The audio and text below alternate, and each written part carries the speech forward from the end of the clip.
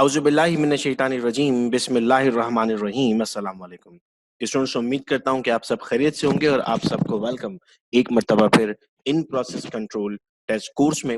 Students, हमने इससे पहले ओरिएंटेशन क्लास टैबलेट हार्डनेस को डिस्कस किया था और आज के इस वीडियो लेक्चर में हम डिस्कस करने जा रहे हैं थिकनेस एंड डायामीटर को। स्टूडेंट्स, लेक्चर स्टार्ट करने से पहले हमारा डिस्क्लेमर ये है कि जो भी बात बेटे हम कर रहे होंगे वो प्योर साइंस पर बेस कर रही होगी। ये मुमकिन है कि किसी इंडिविजुअल के किसी स्टेटमेंट से हम कन्फ्लिक्ट जरूर कर सकते हैं, लेकिन हम जो भी बात यहाँ पर आपके सामने इस वीडियो लेक्चर में कर रहे हैं वो साइंस पर बेस कर रही होगी। हम इंटरनेशनल स्टैंडर्ड्स के पेपर्स आपके सामने डिस्कस कर रहे हैं जो फ्रीली अवेलेबल है इनकी वेबसाइट्स पर, और आप वहां से भी उन्हें एक्सेस कर सकते हैं। जितने भी फैसिलिटेटर्स हमारे हैं उनका किसी भी रेगुलेटरी बॉडी से कोई ताल्लुक नहीं है, और जो भी एग्जांपल्स हम यूज कर रहे हैं वो सिर्फ समझाने के लिए इस्तेमाल कर रहे हैं। हमारा कोई इंटेंशन किसी भी ब्रांड को प्रमोट करना या किसी भी ब्रांड को डीमोटिवेट करना नहीं है। Students, in process control test में एक और इम्पोर्टेंट टेस्ट जो हम परफॉर्म कर रहे होते हैं वो टैबलेट की थिकनेस और डायमीटर मालूम करने का होता है। इस वक्त स्टूडेंट्स आपके सामने वर्नियर कैलिपर नजर आ रहा है स्क्रीन पर आपको, जिसके बारे में हम उसकी लेबलिंग पढ़ते हैं। याद रहे हमारा ये कोर्स प्रैक्टिकल अप्रोच कोर्स है जिसमें थ्योरी से ज्यादा हम प्रैक्टिकल चीजों को पढ़ रहे होते हैं और इंस्ट्रूमेंट्स को इंशाल्लाह हम डिस्कस करते जाएंगे। स्टूडेंट्स, आप देख रहे हैं जो टॉप पर आपके पास मौजूद है, हम इन्हें नाम देते हैं इनसाइड जॉस का। यहाँ पर आपके पास स्क्रू मौजूद है, ये कहलाती है बेटा आपके पास मेन स्केल। ये उसकी स्ट्रिप है। ये जो आपके पास मूव करती है कहलाती है वर्नियर स्केल।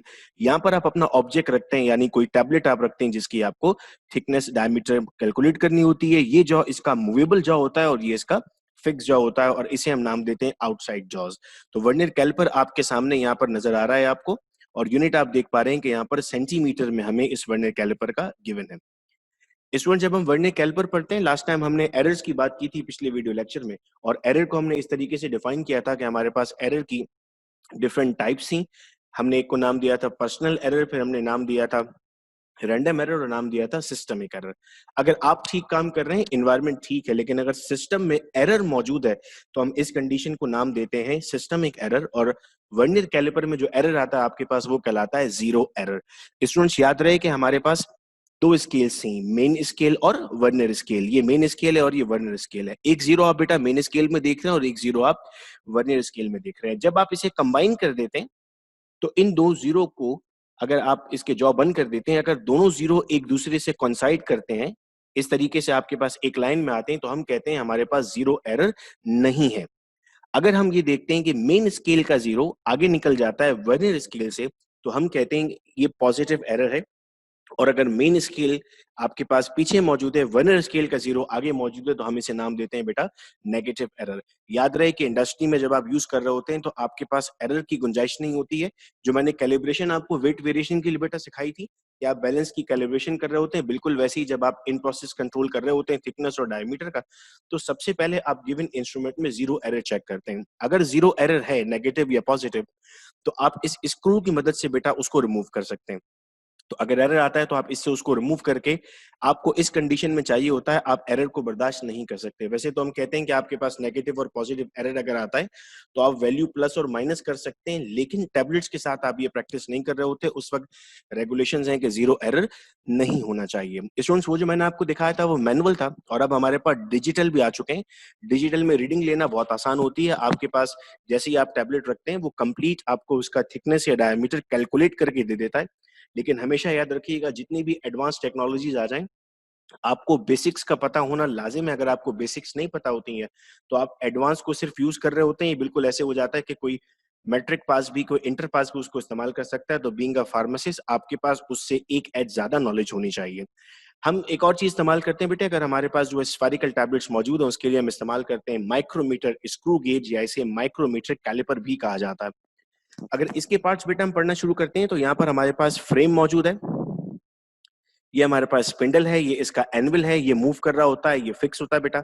यहाँ पर आपके पास लॉक होता है, यहाँ पर आपके पास मेन स्केल मौजूद है, और जो मूव कर रही होती है इसे हम सर्कुलर स्केल या फिर माइक्रोमीटर स्केल भी कहते हैं। और यहाँ आपके पास एक बेस लाइन बनी होती है, ये आप रोटेट कर रहे होते हैं, रेचेट की मदद से आप इसको मूव करते हैं। मैं उम्मीद करता हूँ कि छोटी क्लासेस में, मैट्रिक क्लास में आपने जरूर इस्तेमाल किया है, और जो लोग इंडस्ट्री में इंटर्नशिप कर चुके हैं या काम कर रहे हैं उनका डेली बेसिस पे इसका काम हुआ करता था।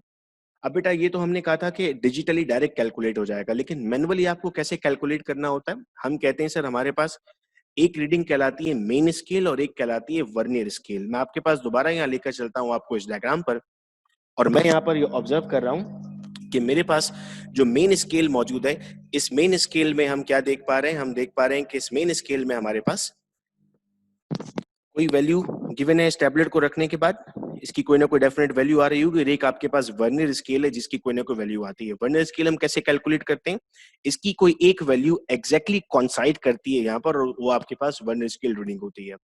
तो आपने यहाँ पर क्या लिखा सबसे पहले, सर मेन स्केल, जिसे आपने एमएसआर का और ए लिख दिया। फॉर एग्जाम्पल ये वैल्यू आपके पास आई थी 2.3। इसके बाद आपने लिया वर्नियर स्केल, और वर्नियर स्केल की रीडिंग फॉर एग्जाम्पल आपके पास 9 आई थी।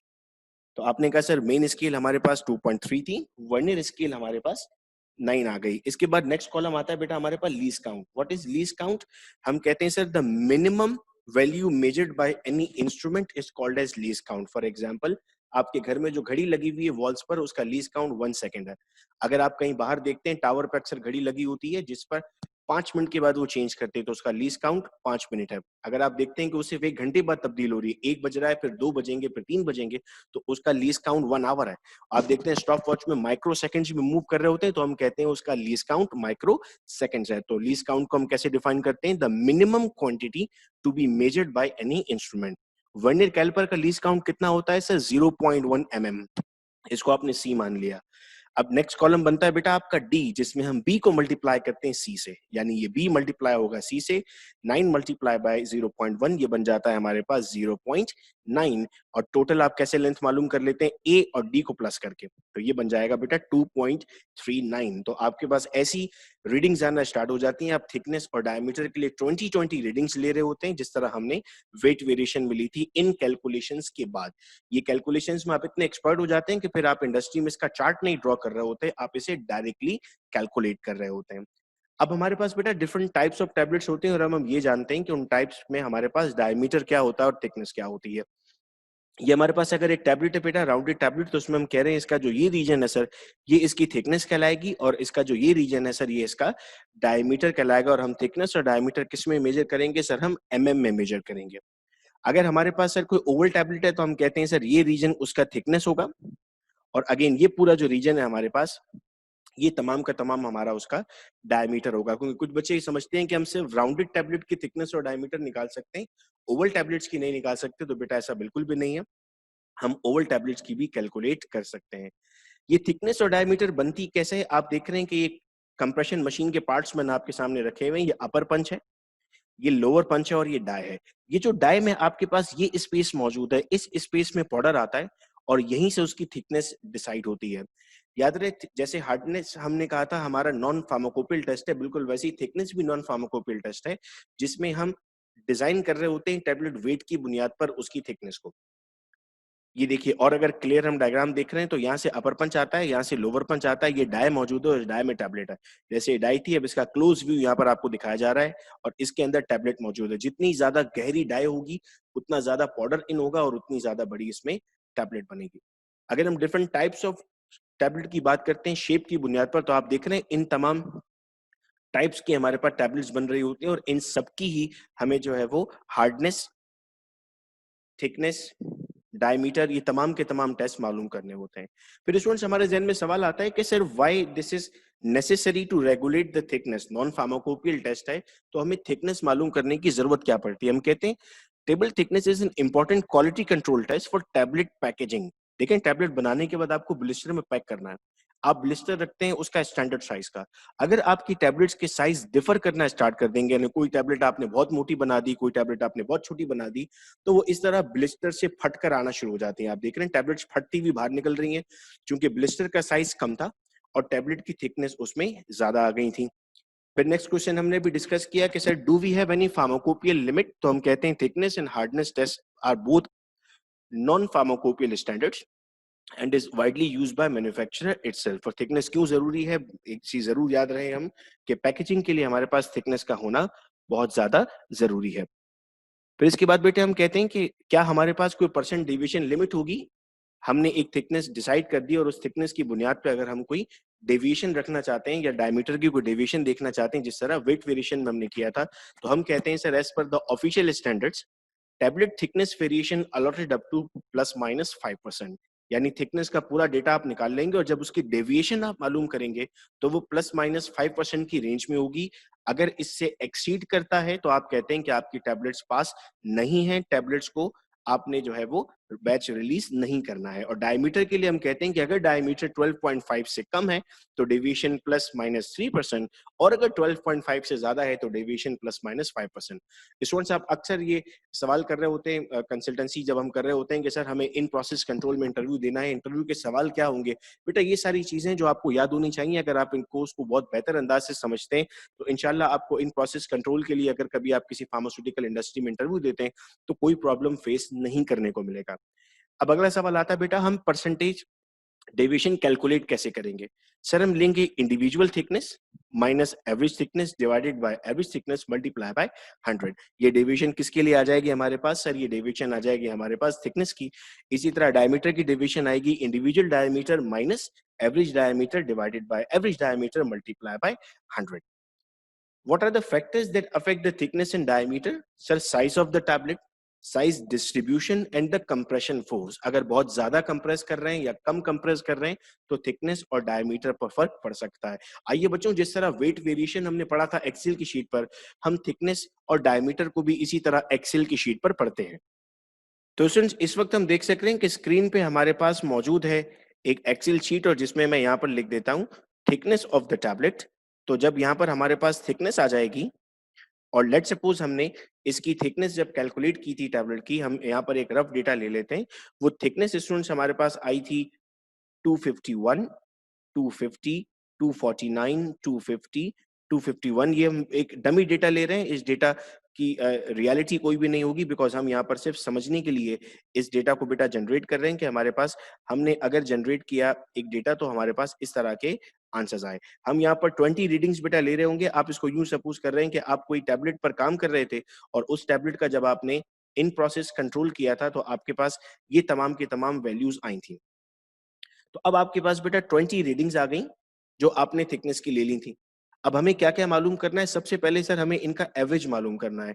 एवरेज मालूम करने के लिए हमने फॉर्मूला देखा था कि जैसे ही हम फॉर्मूला पर जाते हैं और यहाँ से हम ऑटो सम पे जाकर एवरेज करते हैं तो वो ऊपर तमाम सेल्स को सिलेक्ट कर देता है और जैसे ही आप एंटर करते हैं तो आपके पास 249 इसका एवरेज आ गया। तो अब आपने यहाँ पर स्टूडेंट्स लिख दिया कि this is the average value, और एवरेज वैल्यू कितनी आ गई? 249। हमने पढ़ा था कि एक मर्तबा अगर आपने लिख दिया तो एक्सेल पर दोबारा लिखने की आपको जरूरत नहीं पड़ती। आप इसे यहाँ तक ले आएंगे तो दोबारा आपके पास 249 बन जाएगा।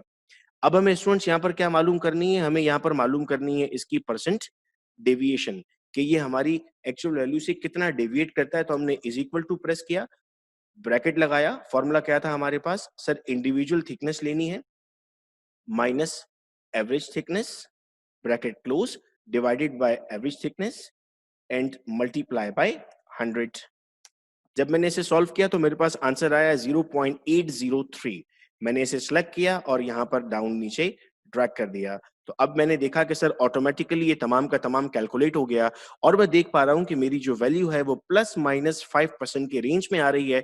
इसका मतलब देखें, जिसका एग्जैक्ट वैल्यू 249 थी तो उसकी कोई डेविएशन नहीं आई, क्योंकि डेविएशन का मतलब चेंज होता है। ये आपके पास 0 आ रहा है। चूंकि सारी की सारी डेविएशन आपके पास कितनी आ रही है, अच्छा आप कितने बड़े डेटा में चेक करना है आपको, तो फिर आप जाएंगे सर यहाँ पर ऑटो सम पर और मैक्सिमम नंबर ले लेंगे। तो मैक्सिमम आपके पास नंबर आता है 4.41, जो 5 की रेंज में आ रहा है। इसका मतलब आपकी जो गिवन टैबलेट्स थी वो पास हो गई। इसी तरह अगर आप चाहें तो डायमीटर के लिए भी कर सकते हैं। डायमीटर के लिए आपको ये बात याद रखनी होगी कि रेंज आपके पास मौजूद है 12.5 mm से अगर कम है तो 3% और अगर 12.5 mm से ज्यादा है तो 5%। तो आप बड़ी आसानी से कैलकुलेट कर सकते हैं। अगर आप इसके भी ग्राफ्स बनाना चाहते हैं तो आपने यहाँ पर इस डेटा को सेलेक्ट कर लिया। सेलेक्ट करने के बाद आप इंसर्ट्स में गए। इंसर्ट्स में जाने के बाद आप ग्राफ के ऑप्शन में जाएंगे और यहाँ से आप मल्टीपल ग्राफ अपने लिए सिलेक्ट कर सकते हैं। लेट्स सपोज मैंने यहाँ पर 2D लाइन ग्राफ सेलेक्ट किया और यहाँ पर मैंने उसकी वैल्यूज भी लिख दी। तो देखिए आपको तमाम की तमाम यहाँ पर मिल जाएंगी। ग्राफ का बेटा आसानी होती है कि आप मैक्सिमम और मिनिमम वैल्यू देख सकते हैं कि आपकी टैबलेट की जो मैक्सिमम थिकनेस गई थी वो 260 गई है और जो मिनिमम गई है वो 239 गई है। आपको आसानी हो जाती है इससे। और अगर आप चाहते हैं कि आप डेविएशन का ग्राफ देखें तो वो भी आपके लिए बहुत आसान होगा। इसी तरीके से आपने बेटा इसको सिलेक्ट करना है और सिलेक्ट करने के बाद आप यहाँ पर अगेन इंसर्ट्स में जाएंगे। इंसर्ट में जाने के बाद आप ग्राफ में जाएँगे, ग्राफ में जाके आप 2D लाइन सेलेक्ट करेंगे, तो आप देख रहे हैं अगर आप वैल्यूज़ इसमें पुट कर देते हैं, तो आप अब यहाँ पर बेटा ऑब्जर्व कर रहे हैं कि कुछ माइनस में भी वैल्यूज़ हैं और कुछ प्लस में भी वैल्यूज़ हैं, लेकिन जो वैल्यूज़ हैं वो 4 से एक्सीड नहीं कर रहे हैं और हमारे पास लिमिट 5% की मौजूद थी। जब भी किसी कंपनी में प्रेज़ेंटेशन देनी होती है हमें, तो वहाँ पर हम हाथ से लिखा हुआ डेटा नहीं लेकर जाते, प्रोफेशनल वे में डेटा को लेकर जा रहे होते हैं।